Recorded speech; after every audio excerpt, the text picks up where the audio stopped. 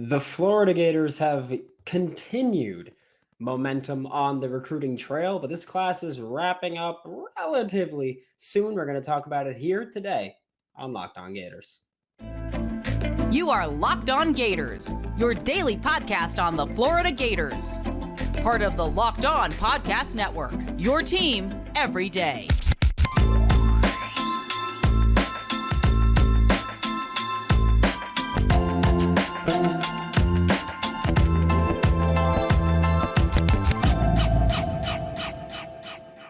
Hello and welcome back to another episode of Locked On Gators, part of the Locked On Podcast Network, your team every day. Thanks for making Locked On Gators your first listen of the day. We are available daily and free wherever you listen to podcasts. Happy Friday.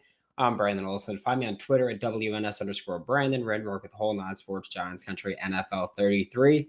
And joining me today is going to be Brandon Carroll from AllGators, like he does every Friday and will continue to do every Friday. Joining me now for Locked On Gators, as he does every Friday, is Brandon Carroll with AllGators. And Brandon, it's been quiet week. Nothing important's happened for the Florida Gators this week, but Monday was Fletcher Westphal committing, which totally expected that one the entire time. That was just so obvious. But how great is it to finally have Rob Sale and Darnell Stapleton answer the call of everybody going, including myself, like, oh, great, you're adding all these developmental guys at tackle, but you need to add a blue chip. And they go, all right, dude, you know what? We're adding him. And Fletcher Westfall is that blue chip tackle. Yeah, I think it's huge. And we really started to see kind of this shift on Thursday of the week, last week, before he made the commitment.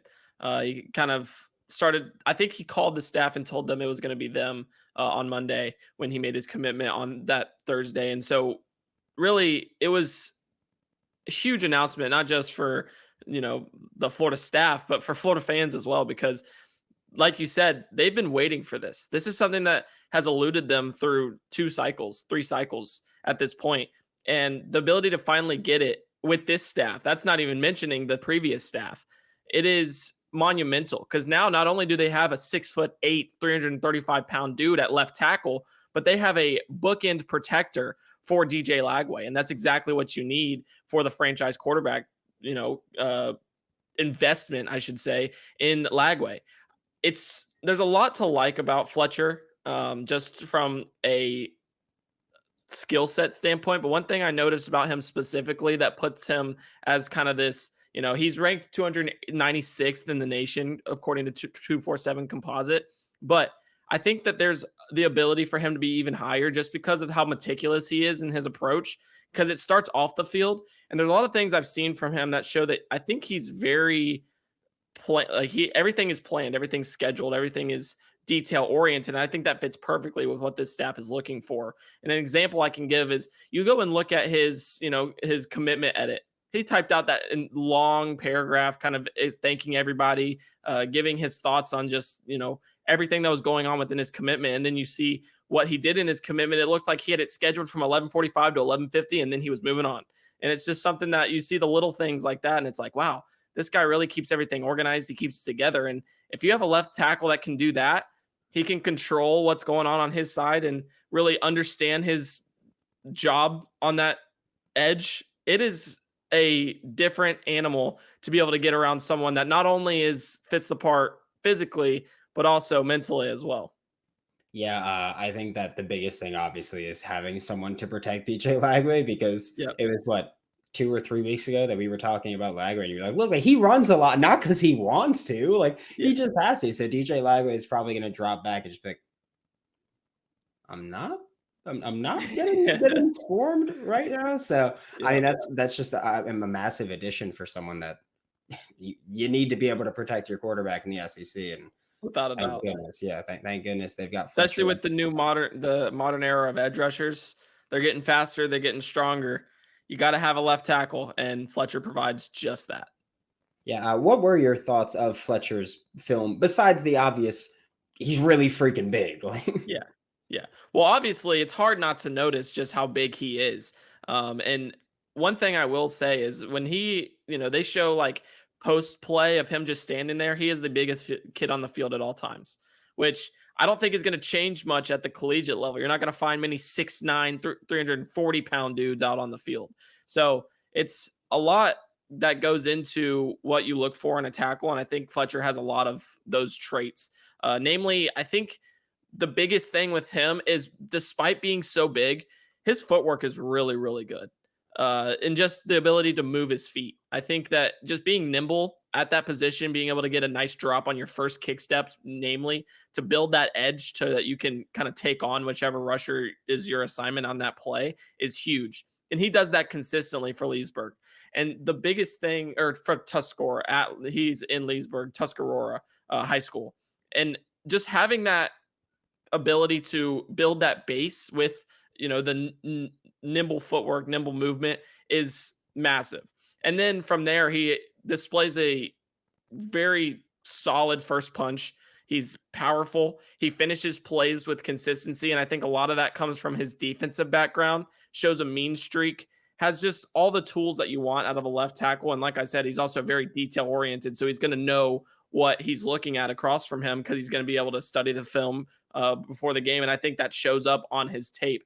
He has a lot of instinctual movement, instinctual kind of highlights that really bring out what Florida looks for in tackles. And I think he has those traits to be able to be a very viable protector for DJ Lagway at the next level, just because you combine those things, that height, that size, the quickness off the snap, just the mean streak to put dudes in the dirt consistently. That's exactly what you want from a left tackle protecting that blind side.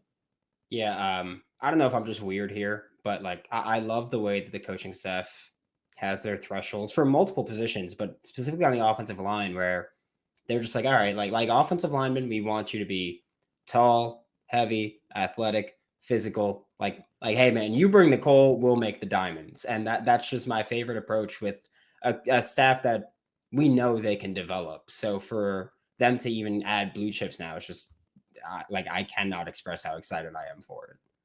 Yeah, without a doubt. They've looked at height, length, and verified speed. That's been their measurement. That's been their criteria for talent that they've, brought into Gainesville since they arrived. And Fletcher definitely brings the height and length.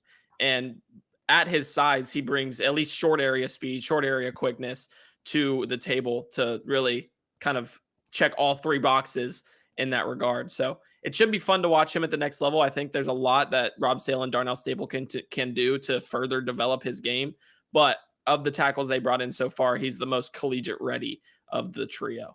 For a championship team, it's all about making sure every player is a perfect fit. It's the same when it comes to your vehicle. Every part needs to fit just right. Looking at you, Denver Nuggets. So the next time that you need parts and accessories, head to eBay Motors. With eBay Guaranteed Fit, you can make sure every part you need fits just right the first time around. Just add your ride to My Garage and look for the green check to know the part will fit or your money back. Because just like in sports, confidence is the name of the game when you shop on eBay Motors. And with over 122 million parts to choose from, you'll be back in the game in no time. Just a quick pit stop. After all, it's easy to bring home a win when the right parts are guaranteed. Get the right parts, the right fit, and the right prices on ebaymotors.com. Let's ride. eBay Guaranteed Fit, only available U.S. customers. Eligible items only. Exclusions apply. On the defensive side, because Fletcher was not the only addition this week, but they did add Kendall Jackson on Wednesday, and it was a much more predictable commitment. Pretty much everybody for a pretty long time was like, okay, Kendall, take your time. We fully expect you to be a Gator when it's all said and done. But do you think that's we'll say the end of this coaching staff kind of dipping into the edge group for 2024, or anyone else still in the cards? Yeah, I don't think it's necessarily the end. I think it's the end of them going out and finding that because obviously they already have Jamonte Waller, who is an elite edge rusher despite his how do I want to say this? His debated measurables as of right now. But you just look at what he brings to the table. He's explosive. He's disruptive in the backfield. And then you have Kendall Jackson now, who's going to be an edge at the jack and the F spot. I think he really aligns with what Justice Boone is going to bring to Florida. He's 6'4", 250 pounds already. And I think that he still has room to grow. He's young for his age. He's young for being a rising senior in high school. So having the ability to not only play that edge spot, but also flip to the F will be huge for Florida in a versatility standpoint. And so looking at what he brings, it doesn't necessarily mean they need another player, but there's always that plus one at every position. I'll talk a little bit more about plus ones in a little bit, but we have those plus ones of, okay, let's look at which player is an elite athlete that we can bring in. Jordan Ross out of Festiva, Alabama, is one of those pieces. And so just having the ability to kind of gravitate towards someone like Jordan Ross and really put all your eggs in his basket now gives them that ability to potentially land him, because he's looking at Florida, he's looking at Tennessee, he's looking at Georgia. So having the kind of ability to now say, okay, we're set here. Now we can just go get luxury pieces, the pieces that separate what a great class from an elite class brings. Jordan Ross is that piece. All right, let's go get him at edge. So they're not actively looking, but a piece like him is someone they'll bring in and they can feel comfortable with doing so now that they both have both Waller and Jackson in the class. Yeah, we know that the reported plan for Kendall Jackson right now is to primarily play Jack and F defensive end spot. But we know that, long term things can change. And I do love that this coaching staff, offensively or on the offensive line, they're like, all right, tall, heavy, athletic, physical. Defensively, they're just like, you need to play multiple positions or at least be able to do that. And Kendall Jackson, in high school did that. And in college is likely going to continue to do that. But you think that's a big benefit for him because he's, like you mentioned, very young for a rising senior. He's already got experience playing multiple spots. Obviously, being so young means that you might get taller. You can add some weight to your frame. I think that's probably maybe the biggest positive for him is just having that complete versatility that you get with him. Absolutely. That's the biggest value of Jackson's game. He plays everything from 0 to 9 on that defensive front at Buchholz. So just having that ability and also being from Gainesville really gives Florida and Jackson that comfortability to be able to say, like, okay, let's say we do, Florida does end up getting Ross. We can now move Jackson to the F and then potentially move him inside if that's a need in the future. So just being able to be moldable and be versatile is huge for collegiate commitments, collegiate careers. And I think Jackson presents a lot of desirable traits for whichever position they end up slotting him in long-term when he arrives on Florida's campus, probably this spring, I should say. Yeah. I don't know about you, but I know with Kendall Jackson, at least I'm just like, long term, I'm like, okay, sure, whatever. Play Jack first year. Long term, like I want him to be an F that's 270-ish. And I'm like, all right, dude, like you can play Jack if we need you. We can go NASCAR and put you at the 3-tech and just let you wreak havoc. But I think that's the important part of this, where Kendall Jackson is not the highest ranked commit in this class. The one place that has him as a 4-star is which we know how they've been with a lot of Florida Gators commits. But I think for him, like, he's not the highest ranked commit, but he is going to be, I think, one of the more valuable players just because you can do so much with him. And we've seen, it's football. Injuries happen and you get really thin at positions really quickly. So long term, I just think Kendall Jackson's going to be invaluable. I don't care about his ranking at all. I think that he can long term be an incredibly productive contributor for this defense.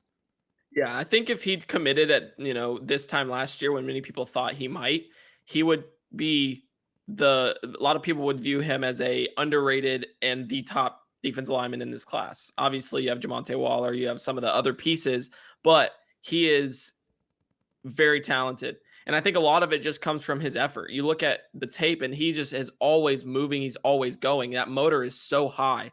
And having that I know it can be said like, oh, yeah, he's an effort player, and people can think of it as a cliche term. But no, Jackson is legitimately an effort player. He makes plays because he never stops moving. He never stops his pursuit of the ball. He's always wreaking havoc in the backfield because at every snap, it's go time. And it is 0 to 100 on every single snap. And the ability to do that consistently means a lot for his development at the next level, because they see a guy putting in that much work, then it just exponentially helps his rise, helps his progression when he arrives at Florida. And then also his just, I think it's kind of overlooked at times, is I think being from Gainesville, having that love for Florida is another thing that really makes him valuable, because they're looking for players that can come in and be those pieces that want to represent what UF has to provide. They want to, kind of get those culture players. And I think Jackson is one of those culture players. I talked to him yesterday, and he said that if the staff needs him to start, being that player recruiter, he can do that. He lives, 15 minutes from the facilities. If he needs, they need him to come up and kind of pursue other talent that they're getting at, there's not many pieces left, but if they need him, he says he will come and he will get it done. So it's just little things like that you want a guy in your locker room that can do that. And he also performs on the practice field and on the, game field every single time he steps on it. That's the exact player they're looking for. And it just helps that he's one from Gainesville. Yeah. How incredible is it to finally have a coaching staff where it's like Kendall Jackson, you just mentioned, people thought like, hey, maybe he was going to commit this time last year. To have someone who is just all Gator, it seems like the entire recruitment, and actually end up a Florida Gator. Yeah. It's pretty big stuff. And I don't want to necessarily say that they were willing to move on from him, but I do think they gave him like, hey, we need to get this done. We have these spots are filling up quickly. It's time to get in this class. And he said, all right, I'm done playing. It's time to get in, because I've been waiting to get my spot in here since last summer. So just little things like that. I respect him for enjoying the recruitment process. If I was a recruit, I would do the exact same thing, because it's a once in a lifetime opportunity. If you feel that you want to take your visits, you want to just enjoy what the process brings, 100% go do it. But when it's time to lock things down, it's time to lock things down. And I think Florida said, all right, it's time. And he said, I'm ready to go. So just little things like that makes him what I think will be a fan favorite in this class moving forward. So this week, Florida added another defensive end. Yep. They added their blue chip offensive tackle, which thank you, finally. But for you, what else does this 2024 class need before it pretty much you put a bow on it? Basically, like, we know there's a few DBs committing relatively soon. I mean, there's one committing at the time of recording this tomorrow. At the time anybody's listening to this later this afternoon, that Florida's in play for. So what else is needed for the 2024 class? Yeah, so I'm actually writing a story about this right now. It should be up on AllGators by the time this is out. So you're just looking at little things like cornerback. Which by the way, means link will be in the description. Just so if you're listening. Absolutely. Yeah. Yeah. Check the links in the description below. You'll enjoy that. I put a lot of effort into it. It's I think it should be pretty solid. But cornerback is by far the top need right now. They have none committed in this class, even though they've had success at the position since Corey Raymond arrived. Obviously, right off the bat, he went and snagged Devin Moore away from Notre Dame. Last year, he grabbed Dijon Johnson away from Ohio State to pair with Jakeem Jackson and a longtime commit, Aaron Gates. Jakeem Jackson was even a kind of someone that they found early in the process and kind of rode out with him until he eventually saw his meteoric rise towards the end of the cycle. And so little things like that you look at and you say, okay, they've gotten these pieces before. Why are things changing now? And I don't necessarily know the answer to that question, but I do think that in the coming weeks, we could see 2 to 3 cornerback options kind of step into the class to really bolster this unit and give him his 5 total in the secondary. And by him, I mean Corey Raymond. So just little things like that, and just having the ability to bring out, that, all right, it's time to get things done. It's time to get these guys. Teddy Foster commits on Friday. Longtime Florida favorite ever since he earned his offer from the Gators. And then you look at, guys like Jalen Crawford, who's a potential target at this point. You look at Wardell Mack, who just dropped the top 5. Jamari Howard still on the open market from, that Miami, Florida area.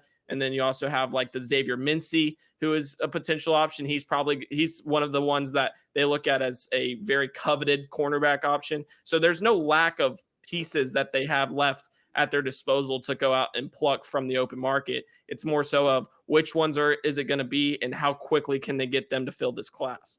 And then also wide receiver, you need a boundary guy. Jeremiah Smith is obviously that top option, but then you're looking at guys like Chance Robinson, TJ Abrams, Nye Carr from Georgia, just a lot of guys it's a lot of flip targets there. Those few could potentially get another tackle on the offensive side of the ball. I think they're going to try to load up at that position. Potentially Jordan Seaton, Ori Williams is another name. And then you look at just the big fish. You need the big fish. I talked about Jeremiah Smith, talked about Jordan Ross, and LJ McCray is another option on that, and defensive line. So it's really a lot of pieces that could potentially find their way into the Florida class, but it's a really, you have the wide receiver, the cornerback, and the offensive line, that one piece left on the offensive line that they are really pushing for to fill out what they deem to be a 25-man class plus one or two, depending on which pieces decide to join the fold. Yeah, it's incredible because obviously we know what recruiting was like under. I feel like people treat him like Lord Voldemort at this point. Don't let me know what it was like there, but it's weird to be, halfway through July and have the class mostly filled up. And I just sit here and I'm like, I have this thought like coaching staff wants to add players at positions they feel they need like more juice for, whether that's offensive line, corner, whatever it might be.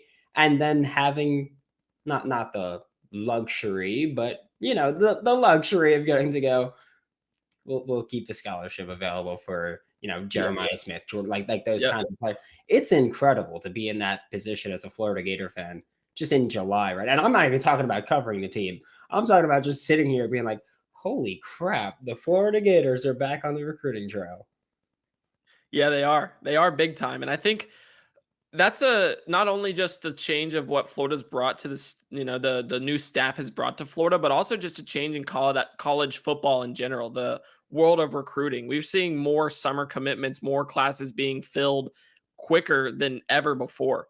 There are only going to be a handful of names left in the pool come season time. And I think Florida anticipated for that, which is why they loaded up with these official visits in the summer. And they've proved that they've been able to get the pieces that they wanted, especially that June 16th through 18th weekend. They've loaded up in that area. So just having that ability to go out and get those pieces in a time where you have to get them early is a huge win for this Florida staff. And like I mentioned earlier, you always have those plus ones. So let's say they fill up the wide receiver room with the 3 to 4 pieces that they need. Jeremiah Smith, if he wants to join, he's always a plus one. Jordan Ross, you look at the edges right now, Jamonte Waller and Kendall Jackson, they filled that spot, but if he wants to join the fold, that's a plus one. And then you look at Mainland's LJ McCray. They have pieces all over the defensive line. Every position is filled. Nose tackle, 3 tech, defensive end, edge, it doesn't matter. If he wants to join the fold, plus one. So you're looking at a team that could really put together a 28-man class, even though they have that soft limit at 25, just because you're seeing these elite talents that they're pursuing at this point.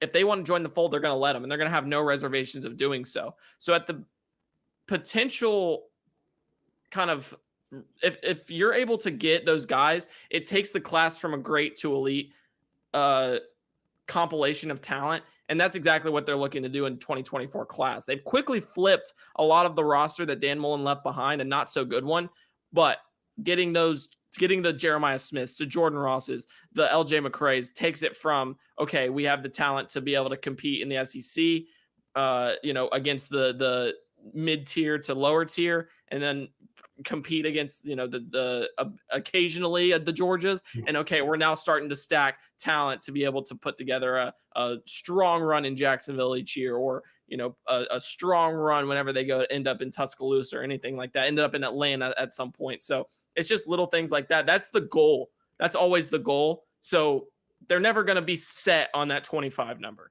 There's always a plus one. And I think there's a potential to get 3 to 4 plus ones at this stage in the 2024 class. Yeah. It's a great time to be a Florida Gator fan. It's a great time to be a Florida Gator. And yeah, 2024 class is on fire, and I love it because Ben Chase, who I think we all know, Director Van Eyck. He was here in January, and I just love his attitude where he was just like, it's the University of Florida, dude. Like the goal is not greatness. Like the expectation is greatness for the University of Florida. And it's great to have a coaching staff that recognizes that and is willing to put in the work to do it. Thank you so much, Brandon. This was Brandon Carroll with AllGators.